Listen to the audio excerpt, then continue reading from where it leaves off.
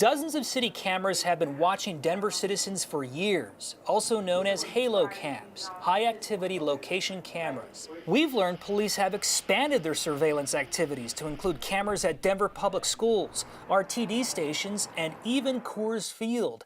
They've been doing it since August under a program called the Real-Time Crime Information Center, according to the chief of police. This is essentially our eyes and ears. They serve as almost a virtual partner to officers out on the street. And this is an additional tool that we've been able to leverage in order to keep our city safe. It's like something out of a crime show.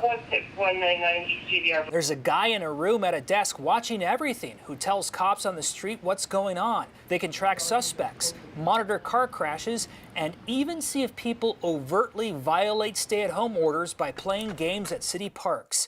Denver's Big Brother got bigger. This sounds like the city has its big brother sitting there at the controls watching everything. What's your response to groups who express concerns about this type of surveillance? This was done with those considerations in mind. These are all public cameras.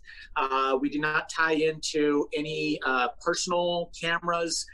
It seems to me that police is relying more and more and more on surveillance of just individual and regular Coloradans, regular Denverites. And so that's a little disconcerting. I also think it'll be really interesting to find out where they have placed these surveillance cameras. And I think the ACLU question is, are they in predominantly Latino, African-American neighborhoods? Not only is the city watching, it's listening too. The city's ShotSpotter system is connected to the new center. When someone fires a gun, the system can tell police where that gun went off. ShotSpotter alert goes off. Obviously, it would be beneficial to then get those eyes and ears pointed in the direction of where those escape routes are. Police say the system has already helped solve crimes like assaults and burglaries. High-tech surveillance expanding, and now you're being watched in more places than you knew. Jeremy Hohola, 9 News.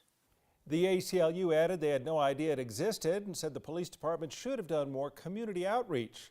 The police also did not give us an exact cost of the center, the DPD only saying that cost is minimal and based on money that was already spent on halo cameras and ShotSpotter.